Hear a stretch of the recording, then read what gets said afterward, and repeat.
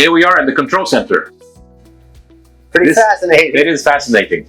Here, you can see the fish 8 meters below the surface, actually feeding on the feed that's actually going on the surface and dropping down. As the feed is dropping down, the fish take it in a natural habitat. Pretty cool, eh? Unbelievable. Yeah. That is unbelievable. Yeah, look how fast that feed's coming out. Oh, yeah. On those tubes, the pressure. That is absolutely phenomenal. And there's another... that has to go a long way. That is going a long way. There are literally tens of pens out here, and each of them has 500,000 fish. If there are 10 pens, that's 5 million fish. It's no wonder that we are the largest exporter of sea bass in the world, at $1.5 billion of export of Turkish sea bass and Turkish sea bream. And growing. And growing, and growing, absolutely right. And as I mentioned earlier, this fish that we're harvesting today will be on someone's plate in New York as a fresh sea bass or sea bream within 48 hours. That's amazing. That is cool. I think that's very cool. So I think that's a pretty unique thing. I think we've had a great day. So I'd like to say thank you very much to the Turkish organization for hosting us today. And we're ready to go to our next location. Shall we go? Thank you. Let's do it. It's been great. Thank you. Thank you very much.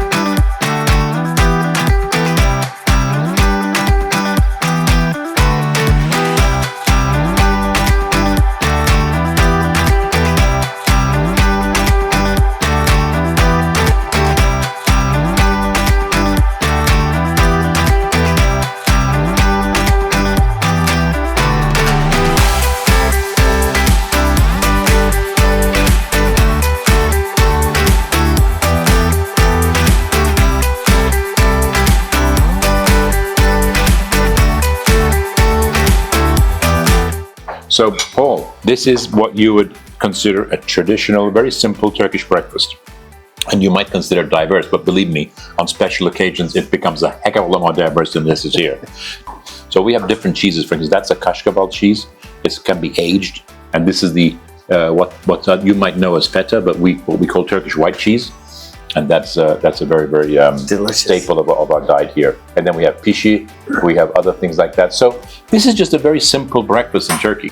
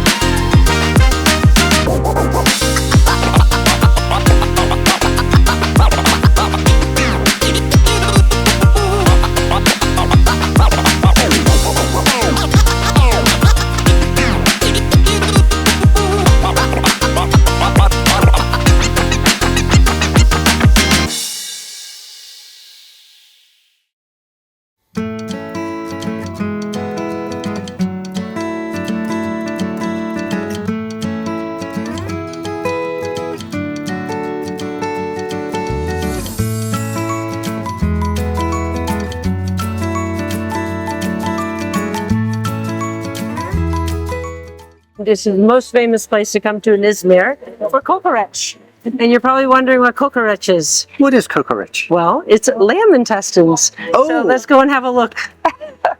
That's exciting.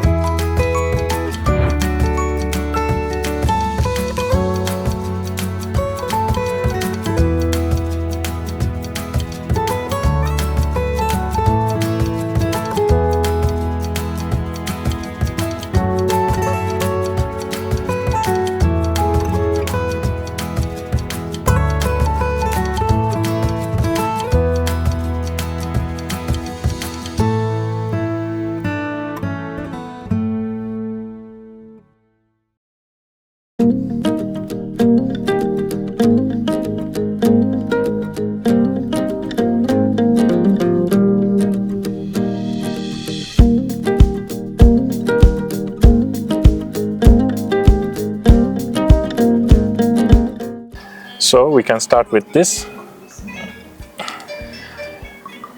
Semuscato from our region, Bornova. So this is from... Yeah, mainly from this region to the entrance of Izmir. Okay. Actually, the vineyard is there. right in front of. Okay. There's a powerful aroma of roses. Yeah, Some really is. roses and mandarin. definitely.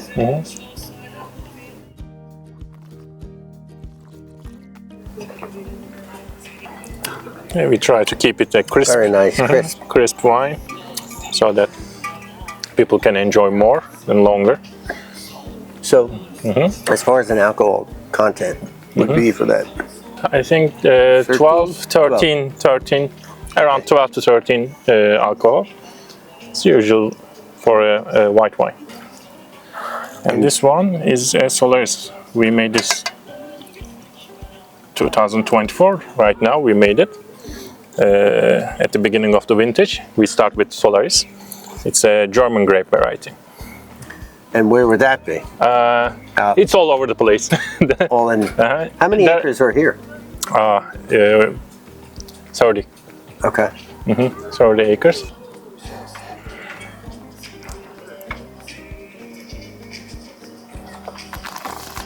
It has some minerality. You can feel the chalky or pebbly flavors. Little apple.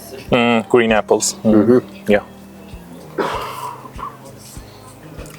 It's a great wine to go with fish or some. I like Sauvignon Blanc. That's what I Sauvignon normally Blanc. drink. Yeah. Yeah, this is very, Similar to that. very tasty. And this one is a Montepulciano and Syrah. It's a blend we make. We have some Italian varieties here. Italian varieties are really hard to cultivate. To make the perfection, it's very hard. Why is that? Because they're gentle, they have gentle aromas. And it can burn or overripe or underripe in a split second. Really? Yeah, it's something like that. You have to manage them very carefully. Otherwise, it will not be ripe. But if you manage too much, then it will be overripe and most of the aromas will be cooked. And what do you use for your casts? We have French oak, mostly French oak, and some Caucasian. And this one, So that was very that's Syrah. dry. It's a dry one. Yeah. Yeah. Delicious. Yeah. Thank you.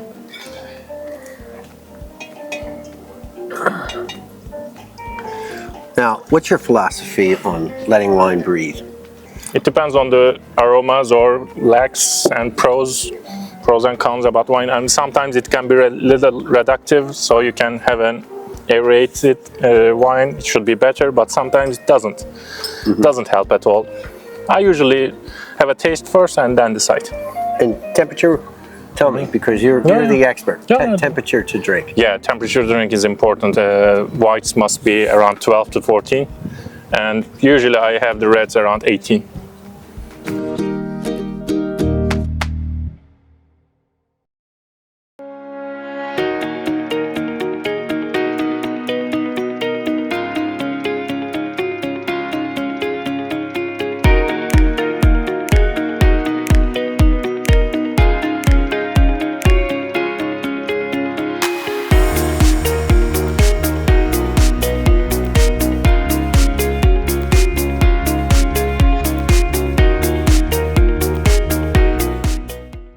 Welcome. That's how you feel when I first came here. Welcomed. I've never been in a place that was more inviting in my whole life than Turkey.